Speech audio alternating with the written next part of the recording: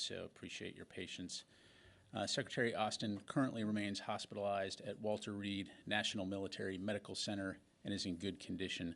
By now, you should have seen the statement released by Walter Reed National Military Medical Center officials regarding his medical care.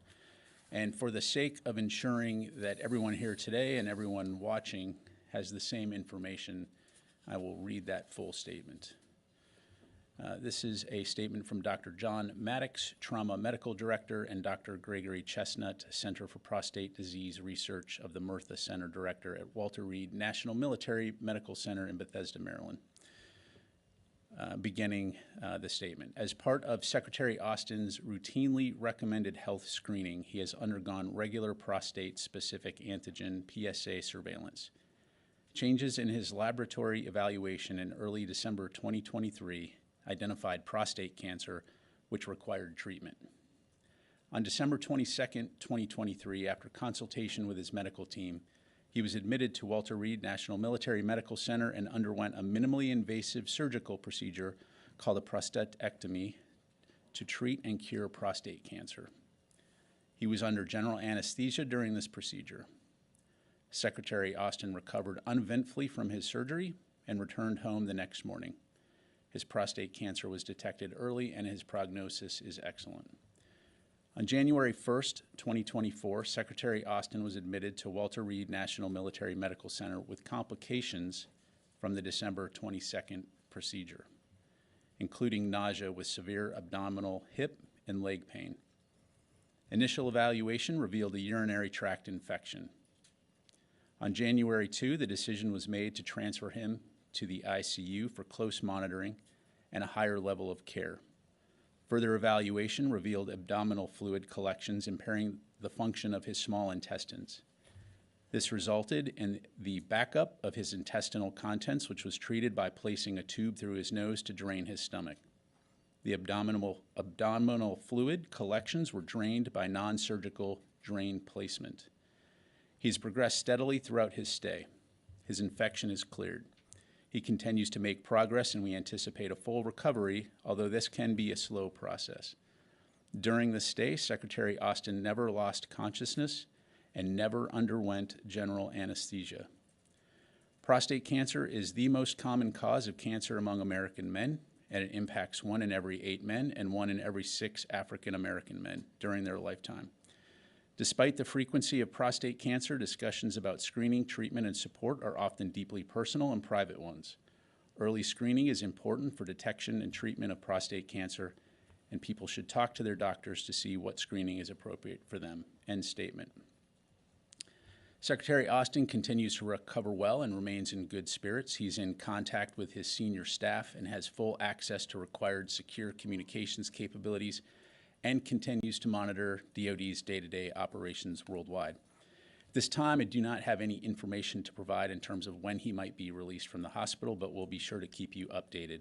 And until then, we will continue to release daily status updates on his condition. We in the Department of Defense, of course, wish him a speedy recovery.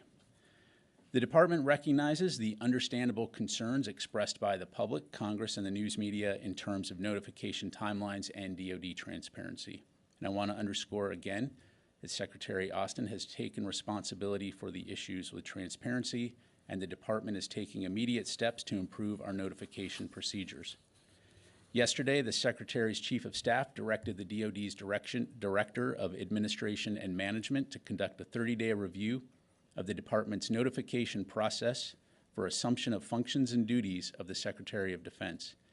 While the review is underway and effective immediately, the Chief of Staff also directed several actions to ensure increased situational awareness about any transfer of authorities from the Secretary of Defense, to include ensuring that the DoD General Counsel, the Chairman and Vice Chairman of the Joint Chiefs of Staff, the combatant commanders, the service secretaries, the service chief of staffs, the White House Situation Room, and senior staff of the Secretary and Deputy Secretary of Defense are all notified, and that the notification for transfer of authorities includes an explanation of the reason. We'll keep you updated regarding the results of the review and any additional significant changes to process and procedures as appropriate. And as I highlighted to many of you yesterday, nothing is more important to the Secretary of Defense and the Department of Defense than the trust and confidence of the American people and the public we serve, and will continue to work hard every day to earn and deserve that trust. Separately, Deputy Secretary Kathleen Hicks is traveling today en route to U.S. Space Command headquarters at Peterson Space Force Base in Colorado. Tomorrow she'll preside over the U.S. Space Command change of command at 12 p.m. Eastern Time between General James Dickinson and Lieutenant General Stephen Whiting. The event will be live streamed on DVIDs and on defense.gov. Also, Dr. Michael Chase, Deputy Assistant Secretary of Defense for China, Taiwan, and Mongolia, began talks yesterday with People's Republic of China Major General Shen Yun, Deputy Director of the Central Military Commission Office for International Military Cooperation, at the Pentagon for the 17th U.S. PRC Defense Policy Coordination Talks. Those meetings conclude today, and we'll issue a readout later this afternoon. Finally, as some of you may be aware, the United States of America Vietnam War Commemoration was launched in 2012, authorized by Congress under the Secretary of Defense in support of a national 50th anniversary commemoration to help thank the nation's Vietnam veterans and their families for their service and sacrifice on behalf of our nation. Notably, thousands of organizations known as commemorative partners have joined the U.S. Vietnam War Commemoration to honor America's 7 million Vietnam veterans, both at home and abroad, and the 10 million families of all those who served. This Saturday, January 13th at 4 p.m. Eastern, a special commemoration of the service, courage, and legacy of Vietnam War veterans and Gold Star families, and a renewal of American commitment to account for those heroes who may remain missing 50 years after the war's end, will be observed at the National Cathedral in Washington, D.C., hosted by a commemorative partner, the Air and Space Forces Association, and 40 supporting organizations. The event is open to the public and will also be live streamed. For more details, I'd refer you to the Air and Space Forces Association or National Cathedral websites. And with that, I will take your questions. We'll start with Associated Press. Tara. Hi, General Ryder. Thank you for doing this. Have you or the staff had a chance to speak to the Secretary, and has he shared at all why he was reluctant to make his condition public until now? And then, given the seriousness of his treatment, do you suspect that he might have to take a step back from some of the more rigorous parts of his job, such as a lot of the overseas travel he's been doing, and maybe delegate that to Secretary Hicks? The staff has been in contact with the Secretary. I have not personally spoken to the Secretary, but I do know, for example, that he's in regular communication with his Chief of Staff. As for his travel schedule, of course, I don't have anything to announce. I can tell you that he is actively engaged in his duties, as I highlighted, and fully engaged. And so, completely confident in that, and we'll obviously keep you updated in terms of his status in the hospital. Has he expressed at all why he was reluctant to share what he was going through until now? I don't have that specifically from the Secretary, Tara, but obviously, as I highlighted, it's prostate cancer and the associated procedures are obviously deeply personal. And so, again, we'll continue to work hard to make sure that we're being as transparent as possible moving forward. And again, wish the Secretary a speedy recovery. And then just last, there's still a lot of questions on the process about all of the notification that didn't happen. When he was taken by ambulance to Walter Reed and had personal security detail with him, why at that point wasn't there like a call to an operations center or something that would have triggered a greater awareness that he was getting medical care? Yeah, so again, a fair question, and for the sake of not doing the review here from the podium, as I highlighted, the Director of Administration and Management has been directed to lead a thorough review to look at exactly those kinds of questions, the relevant facts and circumstances during the period in question, to evaluate the processes and procedures by which the Deputy Secretary of Defense was notified and the associated timeline. So again, we'll commit to being as transparent as we can in terms of the results of that review. Let me go to Liz here. Thanks, Pat. The Chief of Staff and the Senior Military Advisor were both told on Tuesday that Secretary Austin was in the hospital. Could the Chief of Staff have asked the SMA to make the proper notifications for her since she was sick with the flu? Yeah, again, we fully recognize that there are going to be many questions in terms of notification timelines as well as the transparency issues that we've highlighted. So I really think that this review is going to help us get to ground truth in a holistic way so that we can learn from it, importantly, but also ensure that we're doing better next time. So I think we really need to allow this review to run its course in order to do that. In the meantime, we've taken some immediate steps, as I highlighted at the top. I mean, would that have been under procedure for the SMA to notify the White House National Security Advisor? Again, certainly, we want to make sure that notifications are happening in a timely way. And in this way, as we've acknowledged, there were some shortfalls. And so it's important that we go back and look at what those shortfalls were, what could have been done better, and make sure that going forward, we're improving those processes. So again, this review will help us. Let me go to Courtney. Do you still think it's appropriate to call his medical procedure on December 22nd the prostatectomy elective medical procedure if it was treating prostate cancer? So I'm gonna defer to medical officials on this. Again, this is we released this information as soon as we had it, and so again, I'm gonna refer back to the statement, and going forward, we'll use that as the baseline in terms of describing.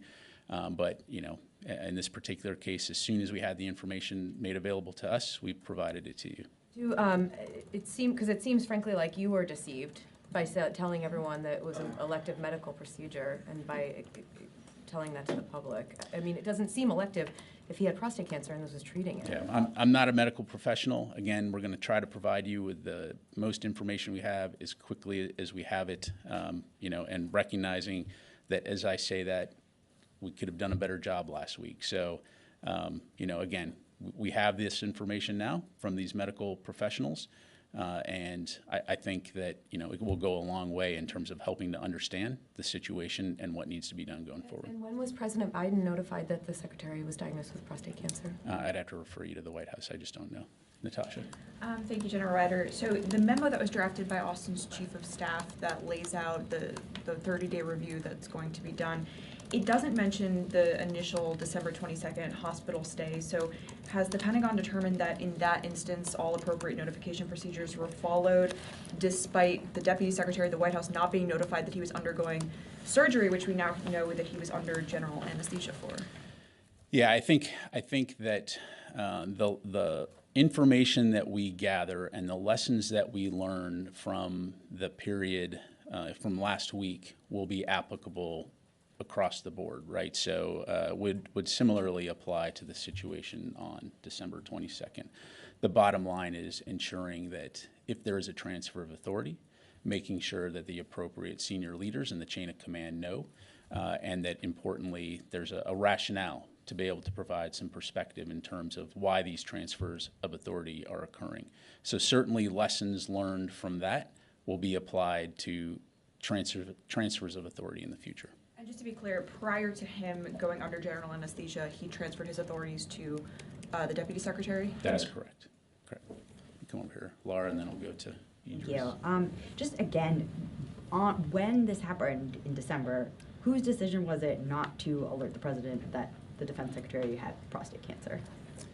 Again, as far as the situation in terms of what the elective surgery was and the secretary's condition, we're providing that information to you as we've received it. And we received that this afternoon, and we're providing it to you now. So I'll just leave it there. I mean, clearly you didn't know. Did the chief of staff know? I'm not going to go into the specifics on who specifically knew what, when, and where. Again, our review will help us better understand that, other than to say, as soon as we had this information to make available, we provided it. We got it this afternoon and provided it literally minutes before I stepped in here. And just one last one. Did he lose consciousness at all during the December 22nd surgery? To my knowledge, no. Idris. Just a couple of questions. Has the secretary been on any medication that might alter his judgment in either of those hospital visits? So, Idris, I have no indications, anything that would affect his decision-making abilities. He's obviously, as I highlighted in the statement, at no time has he been unconscious or under general anesthesia, and of course is in the presence of medical professionals for the duration. When he resumed full duties on Friday evening, that was in consultation with medical professionals. And as we've highlighted in the press releases that we've put out, he continues to stay very actively engaged with his senior staff and is making important decisions about national security and defense. Has he asked his chief of staff to resign, or has she offered to resign? No. And then lastly, sorry, very quickly, the White House Chief of Staff put out a statement to different cabinet secretaries about procedures. Does the secretary believe that he has become a distraction for the administration in which he serves during an election year? Yeah, the secretary continues to remain focused on recovering, but more importantly, on carrying out his duties as Secretary of Defense and defending the nation. Let me go to Tom, and then we'll go to Carl. Thank you. Different topics, two questions. First of all, Secretary Blinken today said the death toll in Gaza was far too high, and Senator Angus King said Israel's bombing campaign has reached the point of diminishing returns. Does the Pentagon agree with these assessments? That's my first question, and I have a second one too. Sure. Well, as we've said for a long time, any civilian death is a tragedy. And of course, the Secretary and others, as we've engaged with our Israeli partners, have continued to encourage them to do everything possible to mitigate civilian harm, and we'll continue to do that. Again, no one wants to see innocent civilians killed in this conflict, whether they be Palestinian or Israeli, and so we'll continue to work toward that end. Thank you. Second question. Mike McCall at the weekend issued a statement condemning what he said was US weakness in dealing with the Houthi threat in the Red Sea. Do you have any updates on Operation Prosperity Guardian you can share? And do you have any reaction to the claim that the US is being too weak? The U.S. is not being too weak. We are working very actively with international partners to address the Houthi threat. Operation Prosperity Guardian is bringing together more than 20 nations to help safeguard international commerce and mariners that are transiting the Red Sea. We will continue to work very closely with those partners to help deter by presence, but also helping to safeguard those ships that are transiting. Additionally, as you saw last week, a statement was put out by multiple nations highlighting that there will be consequences for any type of continued Houthi attacks. And so that warning still applies. I'm not going to speculate or get into hypotheticals about what we may or may not do as it pertains to or as it relates to addressing those issues, other than to say it should be taken very seriously. Carla? Thank you. First of all, the Secretary is expected to host an honor cordon on Thursday here at the Pentagon. Has that changed? Has that been canceled? Is the Pentagon preparing for somebody else to host this in his stead? Carla, so I don't have the specific details on the honor cordon in front of me, other than to say again, we will continue to assess the Secretary's schedule in terms of here at the Pentagon, and certainly as we have updates or if things need to be delegated, we'll certainly do that as appropriate. The business of the department, the day-to-day business, obviously continues, and the Secretary, of course, is conducting his duties from the hospital. And so we'll be sure to keep you and others updated in terms of who may be carrying out those specific duties or functions, or if we have to reschedule things. But right now, I just don't have any specifics. And just so I understand the timeline, President Biden did not find out that Austin was in the hospital until Thursday, correct? Correct. And we don't know at this time when President Biden was notified, or if he was notified before Thursday, that the Secretary had prostate cancer, correct? That's still unanswered? I'd have to refer you to the White House. I don't want to get into who is telling the President what and when. Okay. And so why did it take so long to get to President Biden, and why did the statement take so long when the Chief of Staff returned on Thursday, assuming she returned on Thursday morning? The statement did not come out until Friday after 5, so that's 2 full business days. What was the delay in this statement? We usually get statements about strikes or meetings much, much earlier. Yeah, thanks. I'll provide you a broad overview. I covered a lot of this during the GAGO yesterday, but I recognize that not everybody was there. And so, when the notifications occurred, to the staff on Tuesday, because the Secretary's Chief of Staff was ill with the flu, it impacted a delay in reporting it to the Deputy Secretary's staff and to the National Security Advisor. Again, we recognize that there were some shortfalls in this in terms of the obvious question about delegation. And so again, that's what this review is going to help us look at, is where we can improve processes to ensure these kinds of things don't happen again going into the future. The bottom line is... I understand that. Yep. post-Thursday, post her return on Thursday, it still took from all day Thursday and all day Friday to get a statement out. That's where I'm wondering where the delay was there as well. Yeah, again, this goes back to what we'll look at, but we recognize that we have to do a better job in terms of the timeliness and the transparency when it comes to especially the Secretary's health. And again, we're committed to making sure that we don't do this again and that we do a better job next time. Let me get some other questions. Joseph. Thanks. Could you provide any updates on the 3 service members that were injured in the Christmas Day attack? Joseph, I'd have to refer you to the Army. I don't have those. And, could you give us the latest numbers of attacks in Iraq and Syria? Sure. So there's, since January 4, let's see here, there has been 9 attacks since January 4. There's been 127 attacks total, 52 in Iraq, 75 in Syria.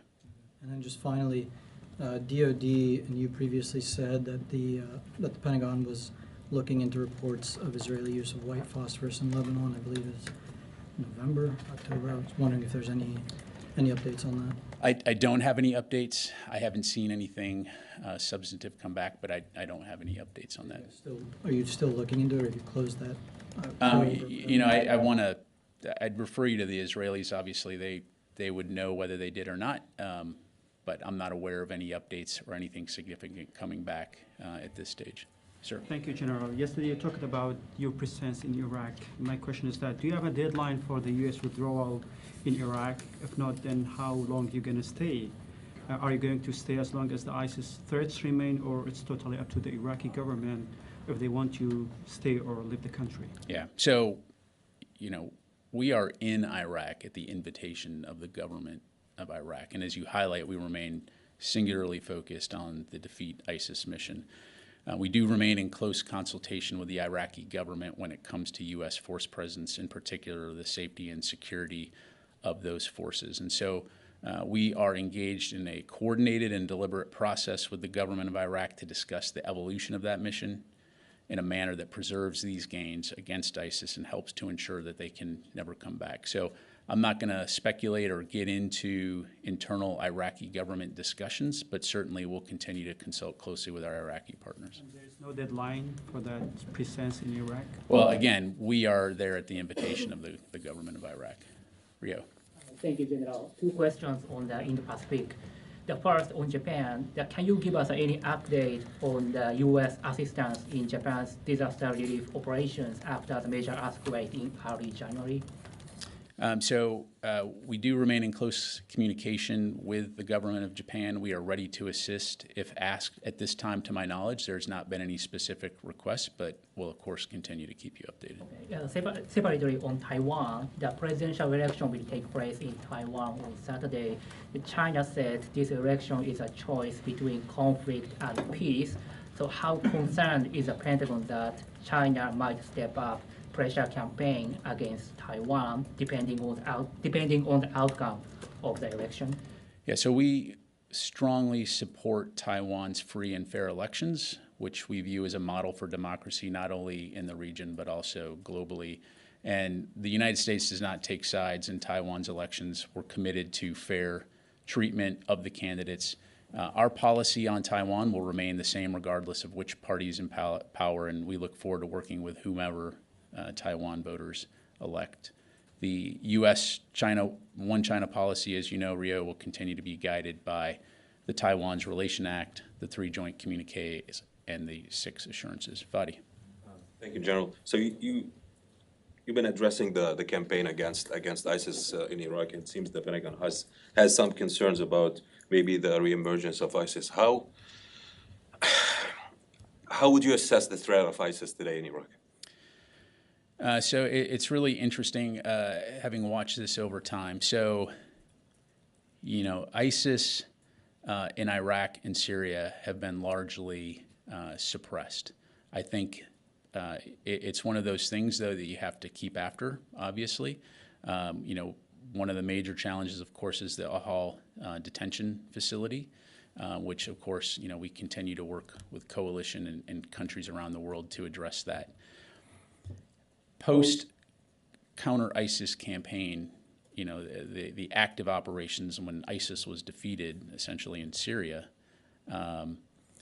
what we've seen is ISIS essentially look to metastasize elsewhere, most notably in the African continent, but then also in places like Afghanistan.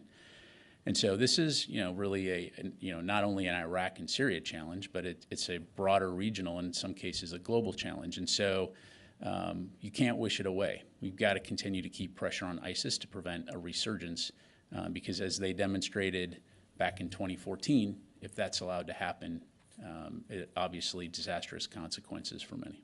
We'd like to focus on ISIS threat in Iraq. As you said, in Iraq, Syria, it's been largely suppressed. And the U.S. has been advising and training Iraqi security forces in Iraq for years now. Does the Pentagon think that Iraqi security forces are able on their own to deal with the current situation that is, or the threat of ISIS that has been largely suppressed? Well, that's really a question for the Iraqi security forces to answer. Again, we're there at the invitation of the Iraqi government to help train and advise. And you know, again, you and I have both been watching this for a very long time, and the Iraqi security forces, particularly on the counterterrorism front, have been incredibly effective. I mean, they are fantastic forces. And so really, like elsewhere in the world, anytime we have forces present in a country, it's going to be there at the invitation of those countries. And so I think we all, both Iraq and the United States and the international community, have a vested interest in preventing a resurgence of ISIS. But at the end of the day, again, we continue to be present at the invitation of the government of Iraq. A third question on a Last one, different because I got a couple folks over here. So this is on Gaza. You stated again that the Secretary and the leadership in the Pentagon has been encouraging the Israeli counterparts to minimize harm among civilians in Gaza. We've been hearing this since the beginning of the war, especially when this toll started ballooning, and now we're talking about more than 23,000 killed. How, if you would try to rate or give a grade to your efforts so far with your Israeli allies, how successful were your efforts and the Secretary's effort in convincing the Israelis to reduce harm among civilians in Gaza?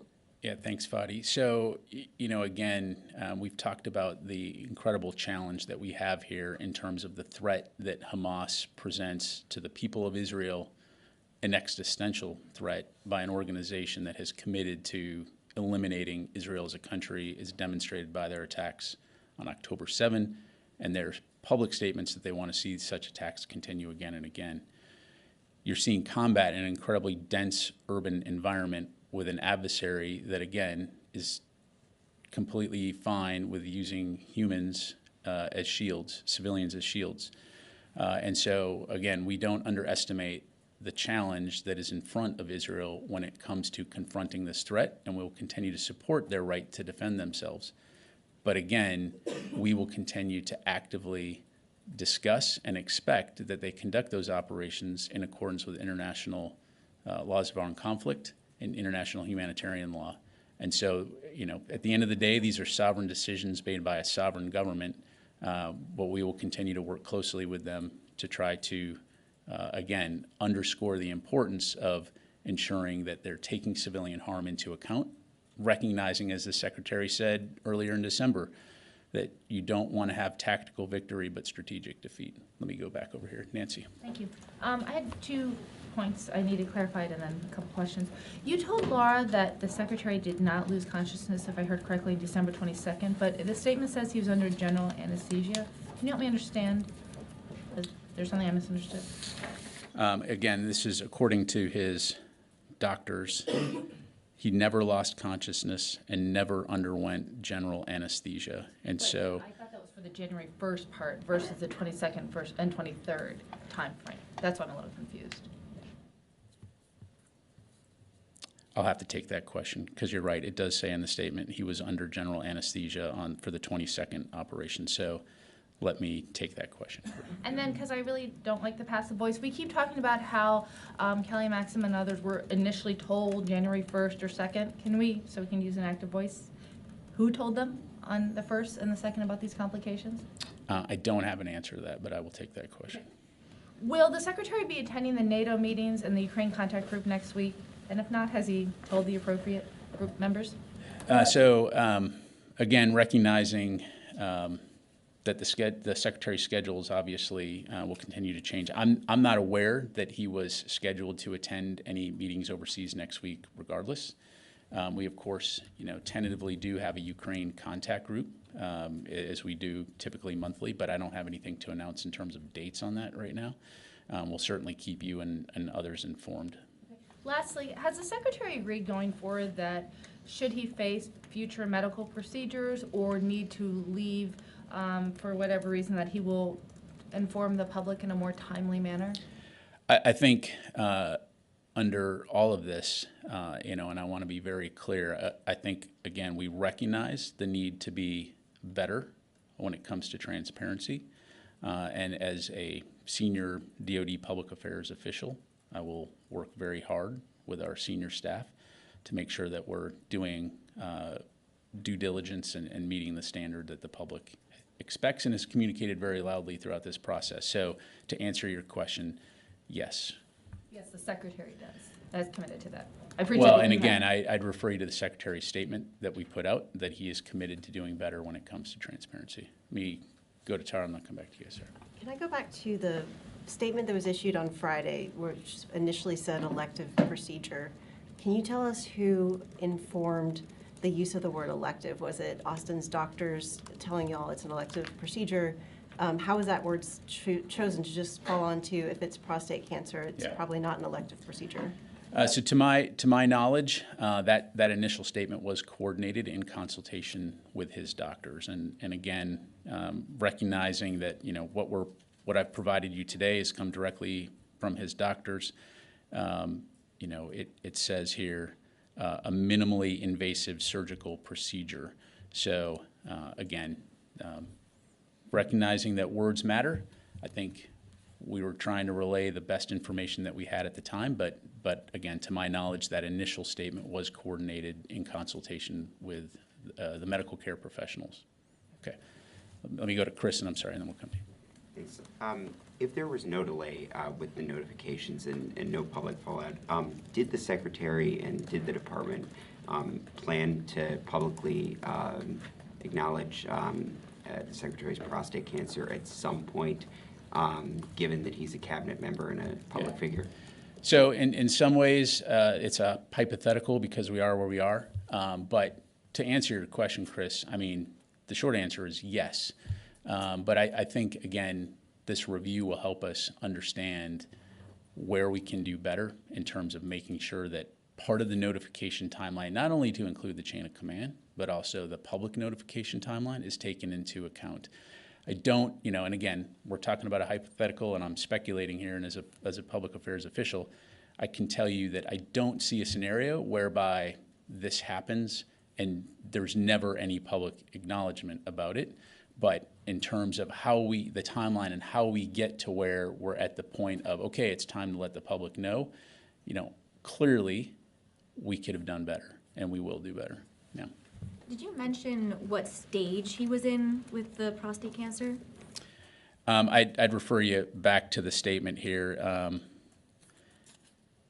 It says that identified prostate cancer, which required treatment. He was admitted, underwent minimally invasive surgical procedure. He recovered on a ventilator. So no, I don't have it. But it sounds like his prostate cancer was detected early and his prognosis is excellent. Will that be provided? What stage? Again, we'll continue to consult with his medical professionals. I'll take that question again. I'm now recognizing again lessons learned on privacy and public officials. We'll try to be as forthright as we can with as much information as we can. And you're talking about transparency, and I know the administration has touted being the most transparent, as well as this department. So again, I guess just how could something like this happen, and how are you concerned this might affect the public's trust in the Secretary and in the department? Yeah, again, as I highlighted, we're going to go back and we're going to look at what we could have done better, to include, within my own organization on the public affairs side, and making sure that we are acknowledging and asking those hard questions about ensuring that the public has a timely, not only the public, Congress, and the news media have a timely an accurate understanding of the Secretary's status. And so, as I highlighted in my topper, there's nothing more important to us than the trust of the American public that we serve, and we realize that trust has to be earned, and so we're going to work hard every day to make sure that we are earning that trust, but more importantly, deserving that trust. Let me get a few folks. James. So I understand, thank you for the question, General. So I understand that the Secretary has accepted responsibility for all this. I understand that the Pentagon is doing a 30-day review, and I understand the Pentagon is committed to transparency, particularly in their meetings with the Pentagon Press Association and what they've said publicly. If you read through any Army field manual, there will be a passage, particularly field manuals on leadership, that says that leaders cannot lead without being able to communicate clearly.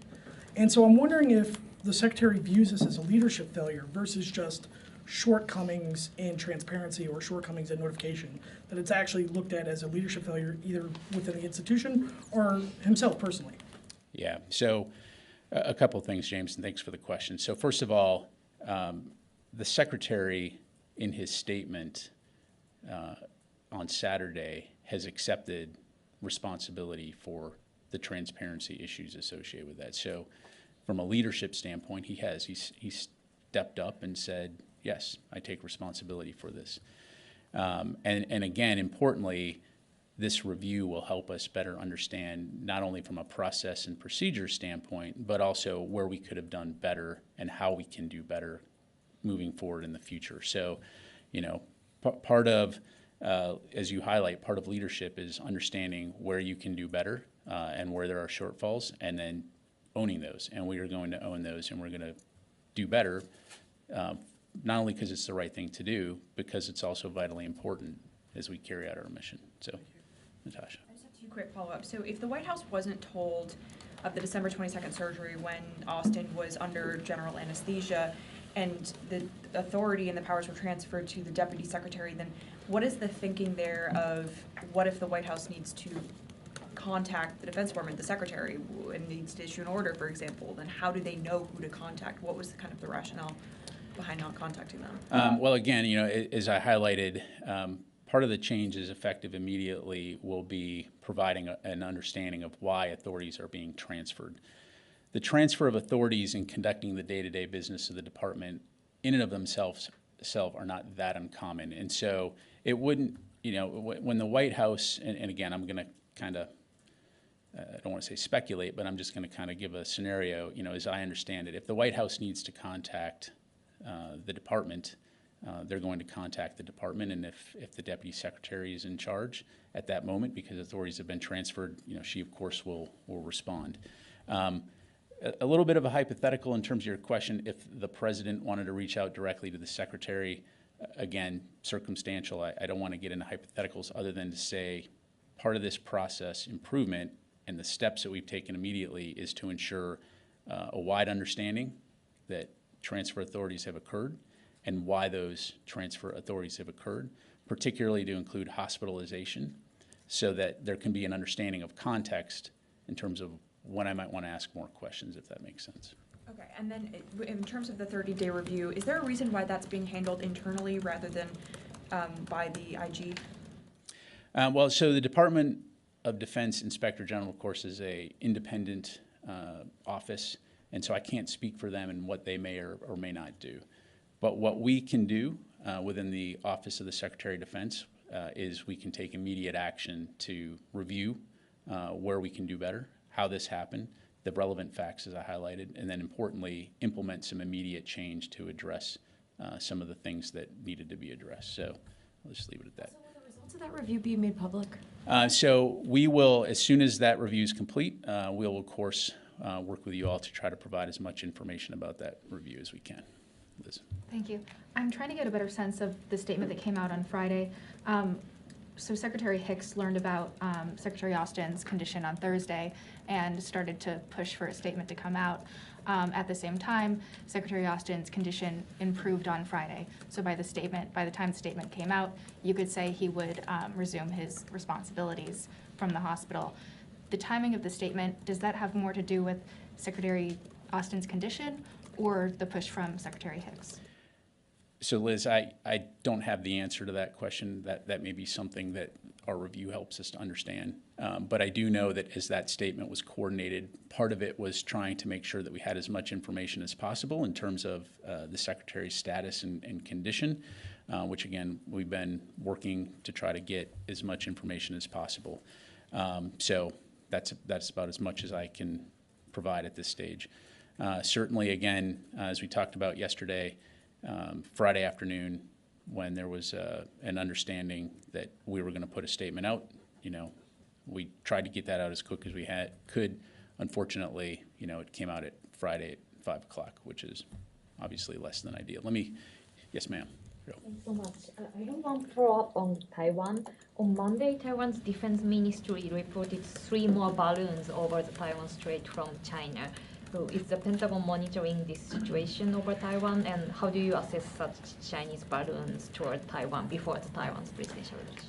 Yeah, so we're certainly aware of that reporting. I'd refer you to Taiwan to talk about their own airspace, but as you highlight, that's something that we'll continue to monitor.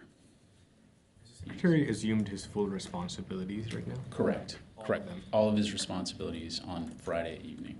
Okay, because the Armed Services Committee tweeted out that the deputy is the one making calls to lawmakers right now. Well, so the Secretary and the deputy engage with Congress on a regular basis. So Friday evening, the Secretary resumed his full duties, right? So the authorities were transferred on Tuesday afternoon to the Deputy Secretary and then resumed by the Secretary on Friday evening. And he is, again, from his hospital room, executing his full duties. Have you spoken with the Secretary this year at all? And if not, why not? Have I spoken with? I have not spoken with the Secretary.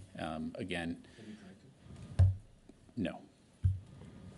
I'm just still stuck on the fact that the Secretary knew he had cancer in early December and he didn't tell the President for weeks. So if he kept that information from the President and from the public for weeks, why should we believe that he was going to tell the President at some point? Laura, look, again, I can't speak for the Secretary when it comes to his, personal decision-making as it relates to his medical condition. Again, I'm going to go out on a limb here and highlight the information that I read out to you from the statement from the doctors, obviously intensely personal and very detailed. And so, again, we recognize, and as I've highlighted, we'll learn and do better when it comes to transparency regarding the Secretary and any health care. But again, we'll continue to push to provide as much information as possible. When it comes to the Secretary of Defense and him executing his duties as the Secretary of Defense, you will never find a more dedicated American public servant who cares about this country and cares about the security of this country, works 7 days a week, and he is extremely dedicated, and I'll just leave it at that. So I'm confident, and the President has also, and I don't want to speak for the President, but he's publicly stated his confidence in the Secretary, and I know he'll continue to remain focused on doing his mission. Carla. Did he find out about his cancer in December? Is that a fact, or was it prior to that? I don't know the answer to that. Can we find that out? The statement says December, right? The statement, he says he's undergone regular prostate surveillance, changes in his laboratory evaluation in early December. So it sounds like he found out in early December. Let me try to get a couple folks I haven't gotten to yet. Yeah, if you can just clear something up for me. So if the Secretary's Chief of Staff was out sick and couldn't notify people, why couldn't the second person in line do that? Can you just explain more why it couldn't be done in a more timely fashion? Yeah, again, this is part of what our review will look at, and as I've highlighted, we're not making excuses here. There's definitely things that could have been done better. In this particular case, the Secretary's Chief of Staff, because she was ill, was not able to make those notifications. But again, our review will allow us to have a better understanding of the what and when and where and why. And more importantly, we're taking immediate actions to make sure that things like this we can improve in the future. Okay. Yes, ma'am. Thank you for doing this. I just want to get a little bit of clarity on, you said that Secretary Austin transferred some operational authorities to Deputy Secretary Hicks. Can you quantify this for me? Was this like she had to take a handful of phone calls while she was on leave, or was it more like she was working full-time essentially during those 5 days between January 1st and January 5th when Austin resumed his full authorities? It transferred certain operational authorities that require secure communications. During that period of time, she executed some routine business on behalf of the secretary, but that was about the extent of it. Was this like a few hours a day, or can you kind of put I don't some- have a breakdown day by day of what she did and when, other than to say it was, considered routine business. And I have been completely remiss about our folks on the phone here, so let me go to a few folks. Dan Lamoth from Washington Post. Hey, General, thanks for your time. Secretaries Austin's typically include both kind of immediate operational issues, but then also longer lead policy sort of discussions. Is it fair to say that some of the longer lead planning has slowed or had to come to a stop as he balances his recuperation? And then separately, with Deputy Secretary Hicks being left in the dark here, can you characterize the relationship at this point? Yeah, thanks, Dan. When it comes to the longer lead policy items, the Department of Defense is a team sport. And we certainly have very capable senior leaders, not only at the Office of the Secretary of Defense, but throughout the department. So to answer your question, no, it's not my sense that there was any, slowdown in terms of the things that we've already been working on. In terms of the relationship between the Secretary and the Deputy Secretary, they, of course, share a very close working relationship. And so, clearly they work together regularly, and so it's a great team. So I'll just leave it at that. Let me go to Tony Capaccio, Bloomberg.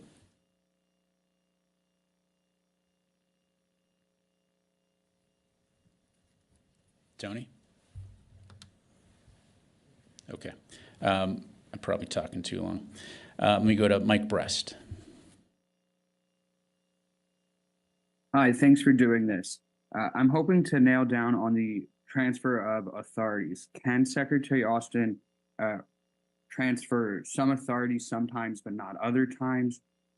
When he transferred powers on December 22nd, was it the same exact transfer of powers that happened on January 2nd? And is it fair to say that Deputy Secretary Hicks was serving in an acting secretary capacity last week? Yeah, so again, this would be the transfer of certain operational authorities that require secure communications. And so, again, it's not necessarily uncommon, and it doesn't necessarily have to be related to health reasons. With some of you, I've used the example when he traveled to the USS Ford in December to visit the crew. He had to be transported on a Navy C-2 aircraft, which had limited communications. And so for that 45-minute flight, for example, he would transfer authorities to the Deputy Secretary so that there's positive control of those certain operational authorities during that time. And then, of course, when he gets to the ship, those are then resumed back by the Secretary. So that in and of itself is a process that's not uncommon. Let me go to Mike Glenn, Washington Times. Thanks, Pat. My question's already been answered. You can go ahead. Someone else. Okay, thanks. J.J. Green. General, thank you. Considering that a review is underway, it'll take a while for that. But just the question in the interim that I have is, what's the order of the communications chain from the Secretary of Defense down to the team and out to the President and to others? What does that order look like? Well, JJ, it's hard for me to answer that question just based on the fact that it depends on the circumstances and it depends on what we're talking about. So, I'm not really able to give you a specific answer, and certainly don't want to go into hypotheticals. But clearly, at no time during this process was, or this situation was national security ever in jeopardy. There was positive control between the Secretary and the Deputy Secretary And so, again, those operational authorities were resident with the secretary or the deputy secretary at any moment. Thank you. Let me go back to the room here. Chris and then Joseph. A clarifying question, just because we're working off a lot of examples, the CARE example, could you now, or perhaps take the question, provide us what exactly are the full authorities of the Secretary of Defense and what you define that as? Because it seems like, there's some confusion among our readership and amongst ourselves of what exactly are the full authorities of the Secretary of Defense. Yeah, again, Chris, I'm not able to get into specifics for operation security reasons other than to say, if there are certain things that require secure communications, whether it's, command and control of forces related to certain operations around the world, those authorities would then be transferred to the Deputy Secretary so that she is able to make decisions on behalf of the Secretary if he's not able to access those communications. Now, certainly there's a lot of other things that the Department of Defense does that doesn't require secure communications, or it doesn't require the Secretary of Defense to personally make those decisions. But what we're talking here is strategic level operational authorities related to, the department's business. So I just have to leave it at that. Joseph. Yesterday, a statement from here said that Secretary Austin received an operational update from Carilla and the Joint Chiefs Chair. Was that the only one? Was that the first one he's had this year? And then previously, those 4 or 5 days before, were there operational updates provided to Secretary Hicks, or was there any gap in with everything going on in the CENTCOM AOR? So the Deputy Secretary, receives operational intelligence updates every single day, in particular when the Secretary was in the hospital. But the Secretary began to, again, receive his presidential daily brief and his operational updates on Saturday after resuming full duties on Friday evening.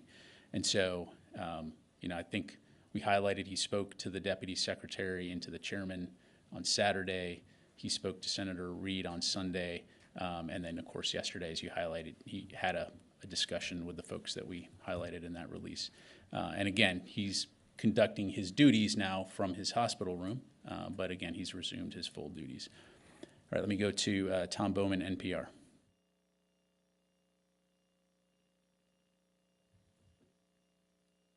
All right, and then Howard Altman. Thanks, Pat. I got a few questions. So the Secretary of Defense serves in an advisory capacity in the nuclear command and control system. He's not in chain of command, but he's an advisor, a key advisor. Did he ever relinquish that capacity during this process? If so, to whom? And was the president aware that his advisor in this capacity wasn't available? And then additionally, on this review process, does that review process, do you anticipate that it might result in any kind of disciplinary actions, given the lack of information provided up and down the chain? Thanks. Yeah, thanks, Howard. So, questions again about the president, I'd refer you to the White House. As I highlighted earlier, when it comes to the necessary authorities to carry out the operational business of the Department of Defense, the secretary or the deputy secretary had positive control at all times. And so to answer your question, no, there was no impact on our ability to make sure that regardless of what we're talking about operationally, there was a senior leader at the helm ensuring that national security requirements were being covered. In terms of the outcomes of the review, again, I don't want to speculate. I highlighted, and you should have the memo, or we can get you a copy of the memo that highlights what this review will look at. And so certainly we'll keep you informed on that. We go to Nancy and Tara, and then last question. Pat, there's a White House briefing of some kind happened, and John Kirby in that briefing said that the president learned of the secretary's prostate cancer diagnosis this morning. Can you tell us a little bit more about how that was communicated and why the secretary chose to tell him this morning? We're answering questions right here from the podium, from outside the podium, so that's good. So, it's a real fun question. Yeah. So, Nancy, I don't have the specifics of that other than, again, you know, we have continued to try to ensure that we're getting you as much information about the Secretary's status. So I'd refer you to Mr. Kirby to talk about the discussions the White House may have had in terms of how they obtained that information. I guess my curiosity is why he didn't mention it on Saturday. I think that's when they first spoke. Again, I'd have to defer to the White House to talk about how they obtained information. Let me, Tara, and can't start the press conference over again, guys. I know. Related to that question. I didn't ask the question. Did Secretary Austin talk to the president today? To my knowledge, he has not talked to the president today, but I've been up here for almost an hour or so. But to my, if that's the case, obviously, I'm sure the White House will let us know, but I'm not aware of a discussion today. All right. And also on that, with the president not finding out until today, he spoke with them after the procedure. I mean, they had a conversation on the 1st where he authorized the strike in Baghdad. So was he going to tell the president about his cancer? Was he not going to tell the president? Why did he withhold that? Carl, I don't have anything to provide beyond what I've spelled out to you. And as you highlight, again, I'm not going to get into when strikes were authorized other than the strike in Iraq on January 4th was authorized by the president and the secretary before he went into the hospital. So the CENTCOM commander had the authorization to take that strike when he felt it was appropriate.